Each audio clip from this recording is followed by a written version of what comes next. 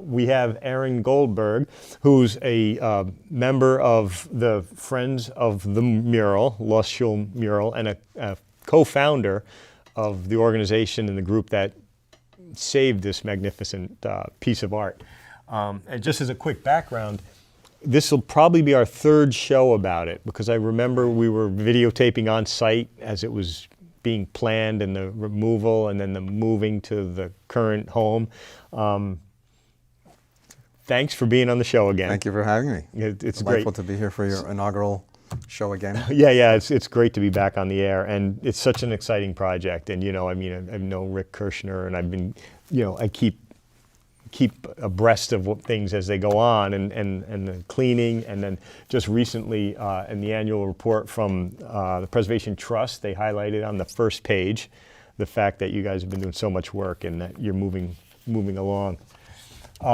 Aaron, could you if you want to tell us a little more about yourself and how you got involved in the project? Okay. And I was just shocked to learn before we got on the air that you've known about the mural since the 1980s. Could you tell us a little about that? Yes, so I am a Burlingtonian, and my family came from Lithuania in the 1880s, and I got involved in archival work relating to the Jewish community with Myron Samuelson, who was an attorney in Burlington, Vermont, and had done a lot of work and wrote a book about the Burlington's Jewish community, which was published in 1976. And he was the archivist at that point and through the 80s. And I then succeeded him as the archivist for Ahava Zedek. In my high school days, I remember seeing the Harry Will Carpetmaster Warehouse on Hyde Street, which was one of the successor businesses to the Chayyim Synagogue. And I'm putting up a slide now, which is the Chayyim Synagogue building. Oh, we can pull that up. Which is slide number 2, yes? And so... Oh yeah, I recognize that roof. So that building was the second synagogue in Burlington. And the... may I see this on this screen too? Oh, sure. I think we can. Here we go. So what you're looking at is the second synagogue in Burlington. The first one was a Ahava Zedek synagogue in 1885, and then Chayyim Synagogue split off from the synagogue, from the first synagogue in 1889, and it was built by the Levin family. And this is now owned, the building is now owned by the Offenhartz family, who have been tremendous supporters of the Lost Mural Project, including Stephen Offenhartz, his wife Susan, and his brother Adam. And so what you're seeing is this is the whole synagogue building, and this east-facing apse is where the ark that held the Torah scrolls would have been in place. What you see here that's snow-covered is a slate roof, and we actually built a building around this building, and to remove a mural that's inside of the building, and the mural was painted by this gentleman, Ben Zion Black. And you can see this is the ark that was in the apse, and this is the actual mural at the top. So when's this photo from? This photo is from 1910. It is the only black and white photo we have of the inside of the building showing the mural in place in 1910. Wow.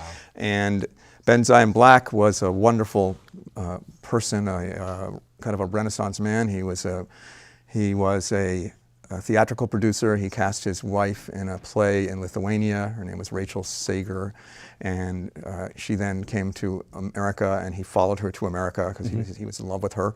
And they married here, and they had children here, and their grandchildren are involved in the project also. Oh, wow. And supporters of the project.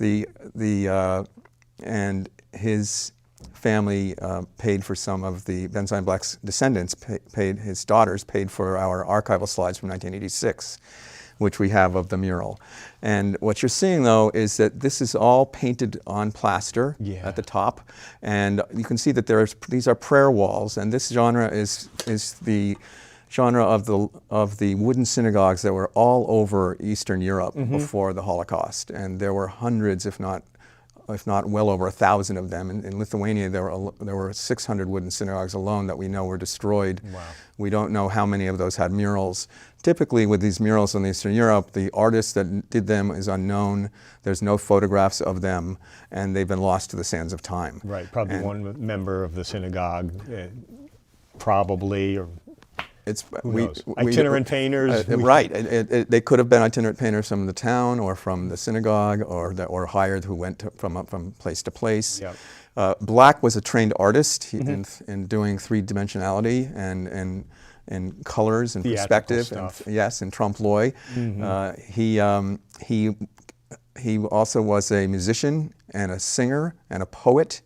He wrote, and he was a promoter of the Yiddish culture and Yiddish language. He thought the Yiddish language should be the primary language of Jews, both, and it was then in Europe. Yiddish was the original, generally the first language of the residents in Lithuania, certainly. And anyway, so when he came to Vermont, he was promoting Yiddish as a culture. He brought theater down from Montreal and up from New York. And he wrote hundreds of poems in Yiddish that we have at UVM Special Collections. That's great. And we also have his record collection of Yiddish music. He was a composer and a director of music. He had a mandolin band in Vermont. Anyway, this is terrific. So there's a lot of background information. We have a huge amount of information on this gentleman. And that's great. This is the... Now that's this is inside where it That's was, right. So this is the warehouse that Harry Will Carpetmaster had his business, which was the synagogue building. The synagogue was a synagogue from 1889 to 1939. And this is now has been recognized as a symbol of all of these lost wooden synagogue murals that were all over Eastern Europe. And most of which have not survived. And it's a fantastic example of this genre.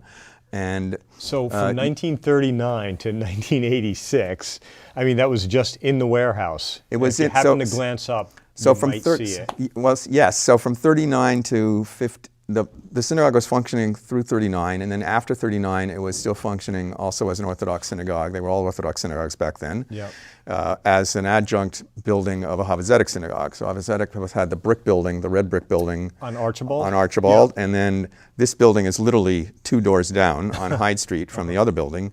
And this was, according to our recent interviewees, people do remember that they attended services in this building as late as 1952, which is the year that Havezedek then moved up the hill to North Prospect Street. And then this was then deeded over to the Havezedek building became the Havet Gerim building, but Chayadim was still in place, and it was then sold as a business, and so it became a feed business, dry goods business, and then Harry Will, as a carpet master, had it in his warehouse. And I remember going into the warehouse, and this is facing east, facing west was the prayer gallery, and he had women's prayer gallery that would have been in the back, because the men would have prayed in the front. And it was higher, a floor up, and they were looking directly at, the women would be praying and looking directly at this mural, probably 50 feet back. But what's pretty astonishing is that not only was this painted, but all the prayer, this is where you saw the prayer walls at the first floor. That's right.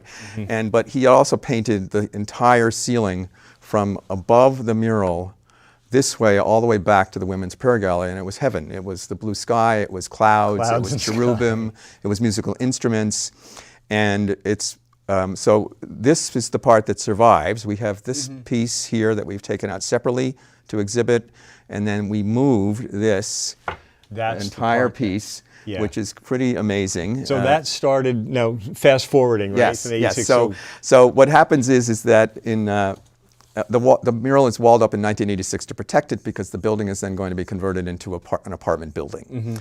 And the Francis family was very cooperative at that point in time, and they agreed that we could erect a false wall in front of it. So with the assistance of Richard Kirshner, and we have a wonderful team that is in place still. So it's Richard Kirshner as a coordinating conservator, Marcel Bowden, who's an architect, I know Marcel. Myself as an archivist, Jeff Potash as an archivist, Bob Neld, who was an engineer on the project, Bob. Engineering Ventures,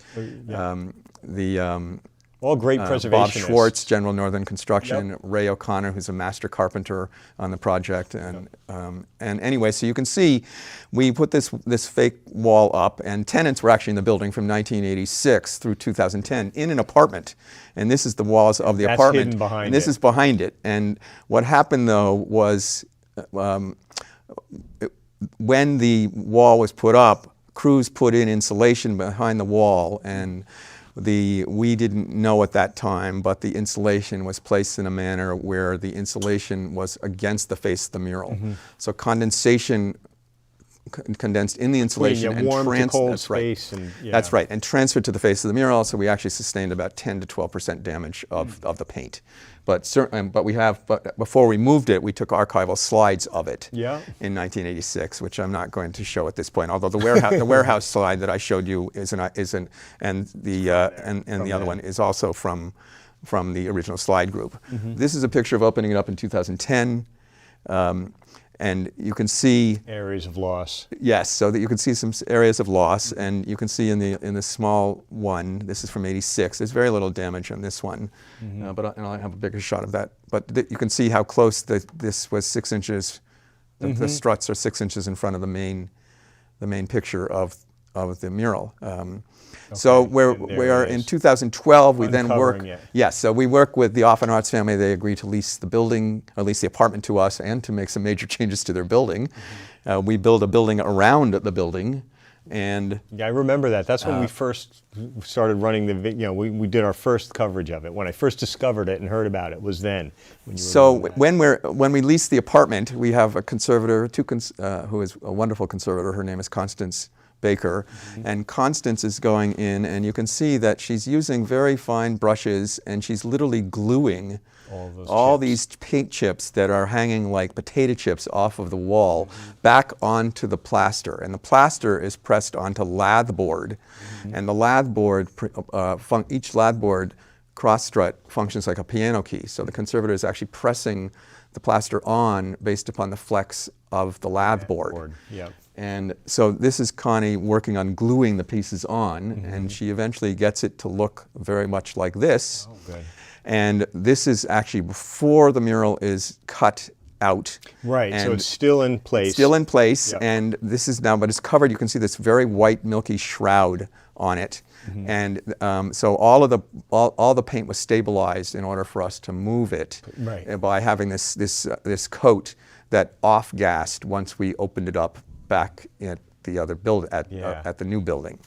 And so you can see there are some, and we'll talk about these color changes. These side pieces, one's gone, one's right, still so this there. one did not survive the original conversion of the building in 1986. This one did survive and was in the building when the Offenhartzes were showing it to us and generously letting us have access to the lease.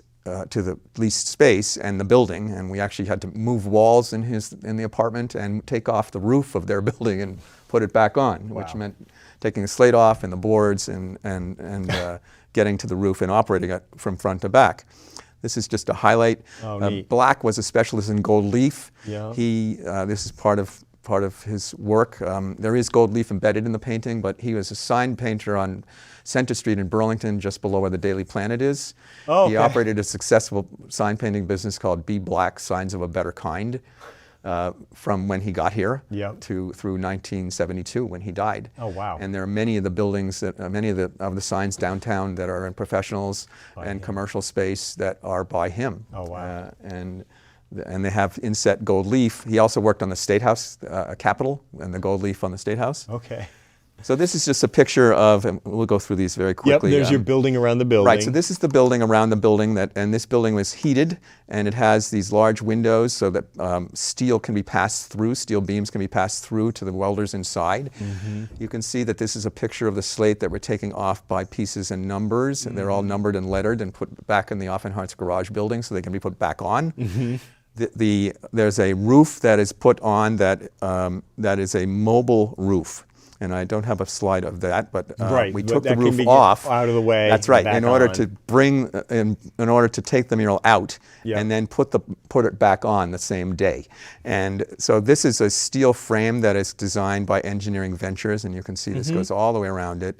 And the mural is then that's the cribbing supporting the mural inside the steel frame. That's right. So there's about 7 layers between, and the mural is actually the very tiniest part against the wood. You can see this lath board right here, and then that's the mural in front of it. It's about 3/4 of an inch wide at the bottom and literally a 1/16 of an inch wide in the center because the plaster was falling as he was painting. Sure. Oh, right. And Yep. And this shows, and the mural was moved it was picked up by a crane, deposited on a truck. The truck is then brought and passes in front of the old synagogue up to the new building on Prospect Street where the crane is also lifting it. Construction's being done at both sites at the same time. Because you had to open up the synagogue to be able to get it in there. The synagogue lobby had to be opened, which is now the public lobby for the Lost Mural. And it is open to the public, subject to COVID restrictions. And but as we're planning to cut it out of the old place, we're then putting it into the new place, putting in I-beams as suspension rods so it can be then hoisted up. So I'm just going to show some other slides. This is so from 2000. So yeah, we're fast forwarding again. Yes, now. we are. Yeah. So after it's moved, and actually I'll go to this one first. So this is the there it is. This is the mural after 2015, and this is between 2015, the Lost Mural Project became a nonprofit. It kept planning on how to do this, what to do with it now, and whether how we could restore it, how we could clean it. An expert panel was convened in November of 2019 to give us our priorities and give us kind of directions. Marching orders and a list. But you can see that this is the lath board right there, and the mural, the plaster is right in front of it, and the same on this side. And but this is the colors of what it looked like, and what is amazing, and I'm just going to go back quickly to this one for a second. In 1986, you'll see that the red drapes were there, the green drapes were there, and you can see all of this is very, very, very dark, including the lions, the Ten Commandments. You can barely see out the window. And so what we have... I'm guessing is that a varnish? Yes, so there are several things going on here. There is 2 layers of varnish that are applied to the mural. The building was in a building that was heated with charcoal from 1910 through 1980, through 1939, at least that we know, openly. At least, right. And the charcoal dust literally transfigured and transformed the colors. And so this green was green in the preliminary slides, and all this dark, dark color is the aging varnish, which is hardening over time. Yeah, of course, yep. And as it's hardening, that precipitated the need for us to move forward more quickly than we thought. So by 2019, plans were getting in place in order to have it professionally cleaned. Because we had to get the varnish off. And because the varnish, had it been left, it would have made it completely intractable. Here we go. So this is samples that are being taken of the mural, and you can see that the red, the blue, and the purple colors vibrant. is so incredibly vibrant. Yes, and so now we literally have an image from the book of Numbers and the book of Exodus as to what the tent of the tabernacles, the mobile tent of the tabernacle, looked like that housed the Ten Commandments. And these colors, the crimson red, the royal blue, and the purples are recited literally in the book of Numbers. And we have that in this photo here too, which is a little bigger. And I don't know if we can zoom in on that and if people are at home can see, but so I'm just going to the colors are incredible. This is a composite, which we'll come to in a moment, but I'm hoping that you can see the colors of this too. And I'm going to highlight some of these details in a second. But this is a flat composite. It's composed by Eric Bassett, his wife Jenny Baker, who was one of the conservators who helped clean the mural. I know Jenny too. The composite is taken in sections and then seamed together. It makes the mural look completely flattened. Right. In order for us in order for the conservators to now study the colors, and when they could zoom into this image, and it's done in several different resolutions, they are able to, with their computer magnifier, they can go in and look at the depth of the colors. We also are doing tests with historic paint analysts named Amy Cole-Ives, who's telling us exactly which shades are what colors. So there's various shades of red, blues, greens, yellows, browns, and every one of those shades requires a different level of solvent to get through the varnishes and the charcoal soot and the grime and the dirt. And but we have to do that in order to make sure that we are not damaging the original paint. Right. Yeah. So you want to get to that. It's just like on a microscopic level. That's right, and it's done with microscopy. That's what it's called. And so these are just some very fun slides showing the changes. So you'll see that if you take a look, for instance, this was an original test patch for the red and the blue, and that comes up to this color. This shows you how much varnish was covering the entire brown part. Right, because you can see You there. can see it's all open there, and we Yep. we couldn't even see it, but you could barely see in the original sides the Details. white detail that he's done. And you can also see all of the curtain pieces are now visible, and so is this bottom part now, which is quite amazing, his scroll work. And these are how the paint is tested. So these little dots are showing you how paint test samples are removed by the conservators, Constance Silver and Jenny Baker, and they're numbered and labeled by color. So this shows you one, which was the original color that they would have started with in April of 2015. 2 is with 1 layer more of solvent applied. Okay. 3 is another layer of solvent applied. 4 is another layer. 5 is another layer, and then 6 is the color that we're left Essentially with. what you end up with. That's with right. all the other stuff. That's right. removed. And the same is true of the browns. You can see and on you there can, too, so you yeah. start at this color and you get down to this. This bright. And bright surface. incredibly vibrant colors. And you can see, and this is another example of it over And here. the detail it pulls out, is incredible. And so they've now established the original colors of the palette that Benzion Black used. So we're very confident that we can replicate the damage based upon the slides that we have that are in place. So that was leading into my Yes, next question. yes, So and- now, so the cleaning now is complete. The cleaning is that what it said the in cleaning is largely complete, Yep. at least 95% Okay. at this stage, and we're now the cleaning was completed between April 15th and of this last summer and the end of August. Okay. And we're now fundraising for the full restoration of the mural. Yep. It's estimated to cost about $150,000. We have half the monies in place already in hand or pledged. That's a great jump. Which is Start. astonishing after we've just finished fundraising for the cleaning also. Right. And we're hoping that people all over the world will see this presentation Sure. and people will forward this to their friends and relatives. And that's this been is, ongoing, right? I mean, there's Yes. been a lot of support. yes, obviously, and right? So, what's interesting now is that this last round with the cleaning, it has really been confirmed that this is a universal immigrant symbol. Right. As Madeline Kunin puts it, this is a symbol of freedom over oppression and hope over despair. And all of the Vermont historic preservation community is wholly behind us, Yeah. fully supporting the project, including Vermont Arts Council, Vermont Humanities Council, Preservation Trust. Preservation Trust of Vermont, Preservation Burlington, and many others that are incredibly helpful, including Vermont Community Foundation. Such a monumental task and an amazing story. It is. It's an incredible story it's an incredible and very meaningful that this piece that was a remnant of an Orthodox community and of a lost art form that was in Europe is now the only one of its kind in the world. Yeah, and in here terms of its Burlington, size, scope, Vermont, and where magnitude. People can walk in. People can walk COVID in restrictions and aside, see this. and look up and see it the way it was meant to be seen. And that's also what's interesting, because in the tent of the tabernacle, originally only the high priest would have been able to go into the interior from the outside courtyard and then through these wonderful curtains to get into the interior space.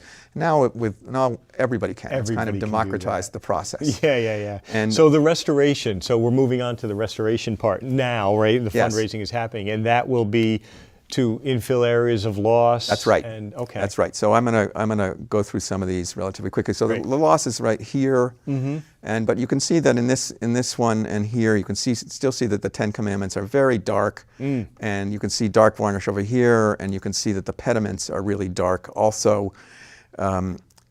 This are the pediments now on the columns, Okay. and you can see they're quite beautiful, and you can also see his amazing technique in terms of making these the three-dimensional. light and light shadow, and darks and then and the shadowing, marble. and then he's got this marbleizing technique that he's using on the bottom and the top. So on the top of the columns, it's kind of these black painting marks, and on the bottom, it's this white marble pieces that he's painted on in order to create this dimensionality in the piece. And it is trompe l'oeil. You're looking out the tent flaps. Window through, And, and he's made an allusion to the temple in Jerusalem by making 4 marble columns instead of the wooden acacia poles that would have been used in the time of the Exodus. So this is just showing you more, as you saw in the original slides that we used, the that we showed from '86, we couldn't see anything Right, here. there's It was so all much. brown Yep. and gold letters. Sooty It's and actually coming brown. up red Yep. and silver letters, and it's coming up in such detail that you can see the flames going across the front of the mural that are representative of the finger of God carving the Ten the Commandments, tablets, yeah, the Ten tablets Commandments. for Moses. So This is again the slide from '86, Yeah. showing you how dark this whole thing is. And whoops, I'm gonna just go back this way for a second and see that. and see this. See how light that is and how much detail is brought out. So this is the scaffolding in place this summer. yeah. This again shows you the various steps. Yep, in the detail. And you can see that this is the marble that I was talking about for the Yeah, for the pillars. It's columns, for immortalizing the the column. temple. But look at the line. And the So lion, yeah, the this is shading on the lion. This line has had its second cleaning. Mm-hmm. This one has had a first cleaning. This tablet has had a second cleaning, and this one had not been cleaned yet. So the exciting thing for me is we're running down on time, so I want to thank you for coming in.